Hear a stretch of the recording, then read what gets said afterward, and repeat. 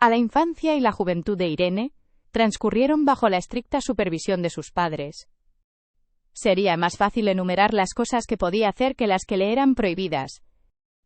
Así que cuando el último curso de la universidad, un tal José Vicente empezó a mostrar su interés hacia ella, y al poco tiempo le pidió matrimonio. Los padres de la joven insistieron en que lo aceptase. A la propia Irene no le gustaba mucho aquel chico, pero estaba acostumbrada a hacer lo que le decían sus padres, y se rindió. Para ello sus padres le pusieron argumentos como que José Vicente provenía de una familia respetable y adinerada, y que viviendo con él nunca conocería a la pobreza. En esto tuvieron razón a Irene, no le faltaban nada. Pero el matrimonio apenas aportó cambios a su vida.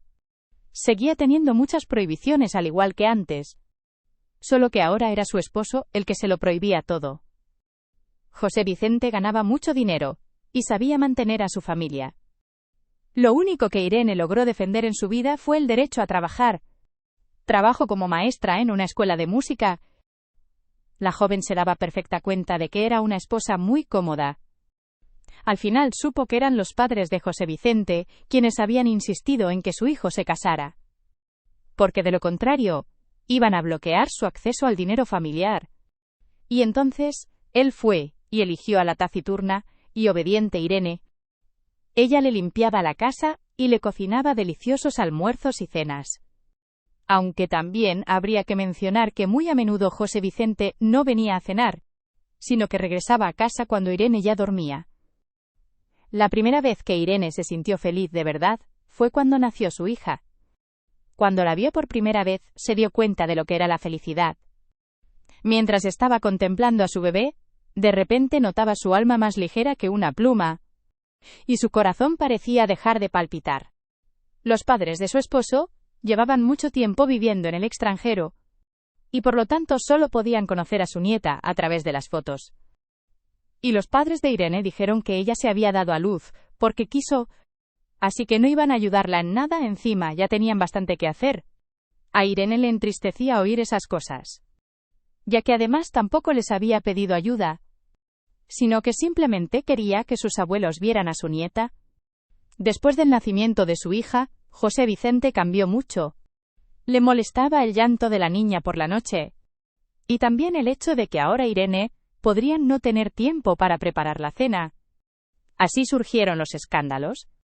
Irene intentaba calmar a su esposo lo mejor que podía. Pero él no se quedaba corto en cuanto a las expresiones y el volumen de su voz. La pequeña Martina se despertaba y se ponía a llorar.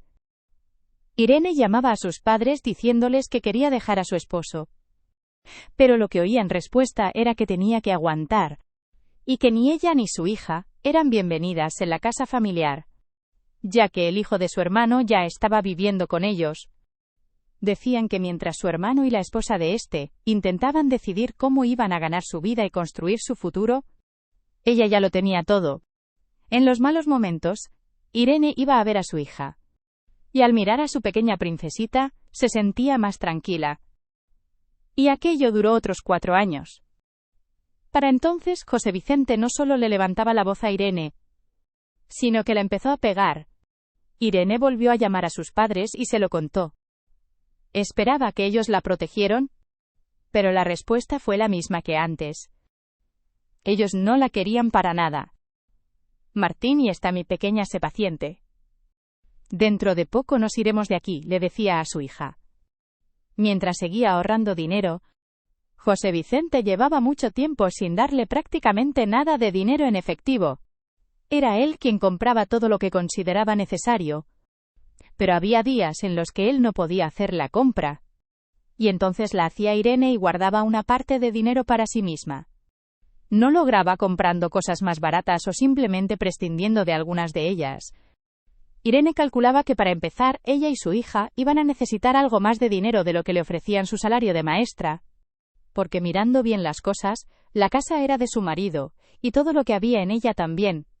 Al final llegó el día en el que se dio cuenta de que sus ahorros no habían sido en vano. La noche anterior, su esposo una vez más no vino a casa a dormir. Irene no pudo cerrar los ojos durante toda la noche. Su hija estaba un poco enferma y ella se quedó a su lado. A eso de las 11 de la mañana Vicente apareció en el umbral. Al oírle chillar, Irene no fue a saludarlo inmediatamente. Y cuando al final salió al pasillo, vio que no estaba solo. «Mira, Irene. Es así como tiene que ser una esposa», dijo señalando a una joven maquillada en exceso. «Y ahora mírate a ti. Aquí hoy no te habías peinado». Irene siguió callada y la verdad ya no tuvo tiempo de peinarse cuando tu hija está enferma. Esas cosas dejan de importar. También comprendía que ninguna respuesta de las que ella podía dar iba a cambiar nada. Pues mira lo que te digo, recoge tus cosas y a tu hija y vete. A partir de ahora esta casa tendrá otra dueña a la que uno podrá enseñar a sus amigos sin pasar vergüenza. Y como comprenderás, no estoy dispuesto a pagar una manutención que te saque de apuros. Irene lo comprendía. Sabía que de eso trataba el negocio de los padres de su marido. Bastaba con que él se lo pidiera para que emitieran un certificado cualquiera.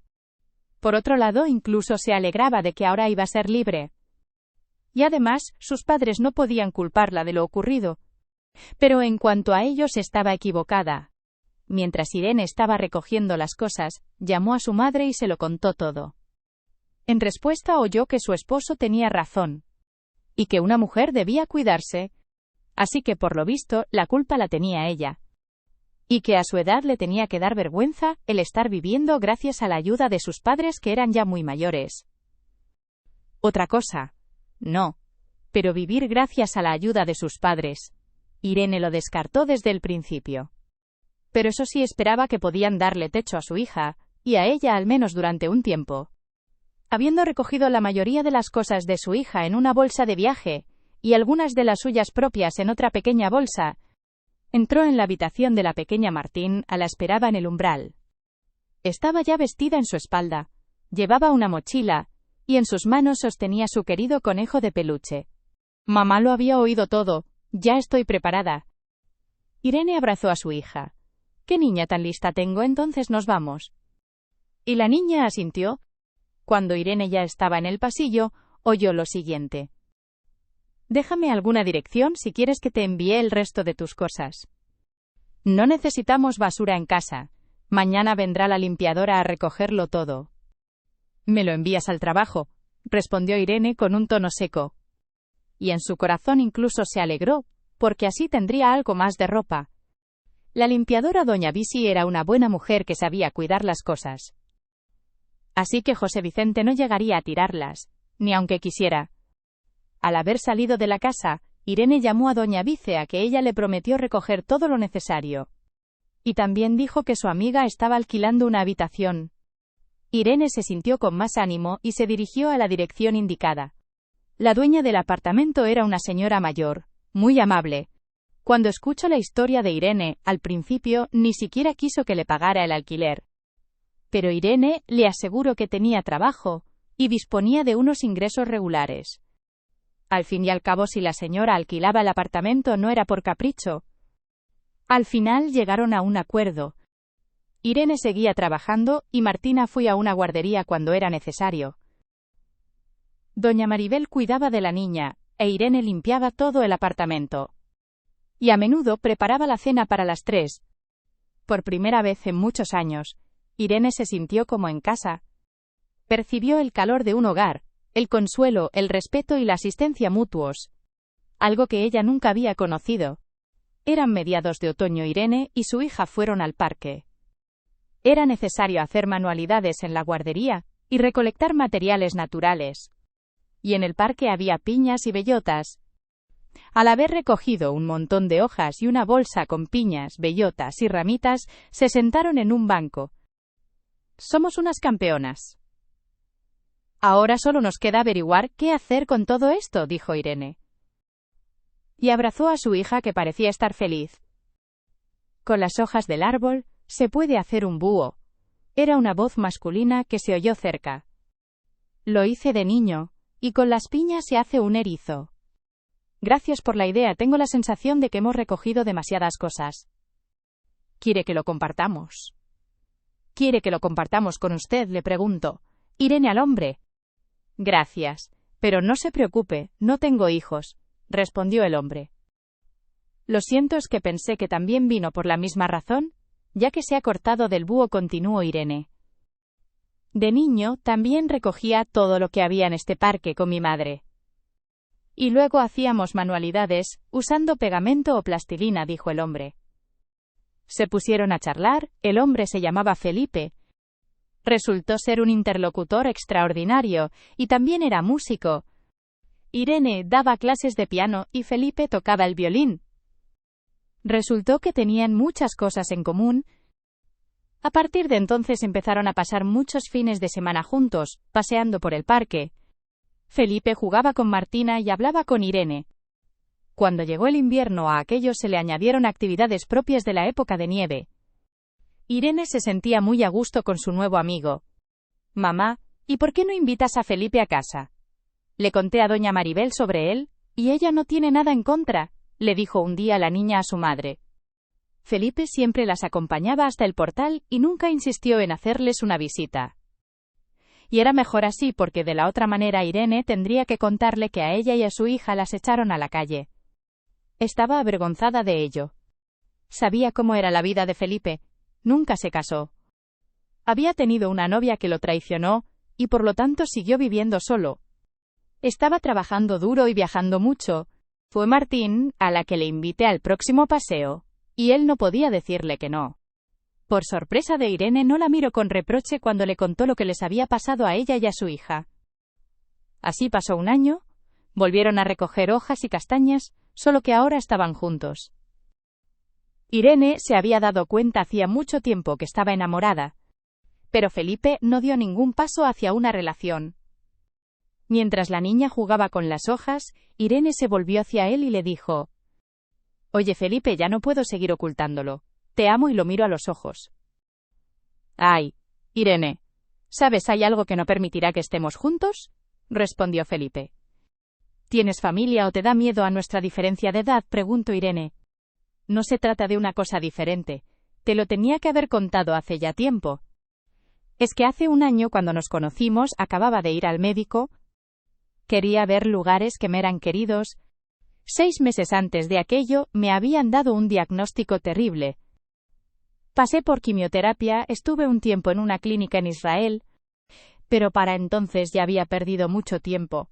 No me daban más que unos 6 meses de vida. En cambio tú y Martinita hicieron que mi vida fuera más larga. Pero no sé cuánto me queda», dijo el hombre con tristeza. Irene no sabía qué decir en respuesta. Después de una breve pausa, Felipe continuó: «Y ahora que ya lo sabes todo, encontrarás tiempo para mí, y mañana por la tarde». Ella asintió, simplemente no hubo nada que decir. Y el paseo terminó en silencio. Al día siguiente, Felipe condujo hasta el lugar de trabajo de Irene. Fueron al notario. Irene ni siquiera miró que estaba firmando. Escuchó algo sobre una casa, luego sobre una cuenta bancaria. Pero sus pensamientos no estaban allí. Cuando salieron de la notaría, Felipe dijo: «Puede mudarse a su casa cuando quieran. No tendré tiempo para darles a ti y a Martín, y a Amor, ni podré cuidar de ustedes. Pero dejaré atrás una casa y unos pequeños ahorros. Por desgracia, engasté una buena parte de ellos en Israel». Al día siguiente, Irene y su hija fueron a la casa de Felipe. Y cuando una semana después ingresó en el hospital, doña Maribel también se mudó allí con ellas. Estuvo tanto cariño aire en ella Martina, que se alegró mucho cuando le pidieron ayuda. Irene prácticamente no salía del hospital.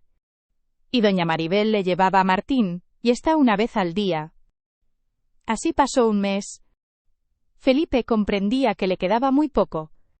«Querida Irene, tienes que prometerme algo», dijo el hombre en voz baja. Irene se sentó más cerca. «Irene, tú y Martina deben ser felices. No tengas miedo de dejar que la felicidad entre en tu vida. Y no dejes que nadie más te trate como lo hizo tu esposo.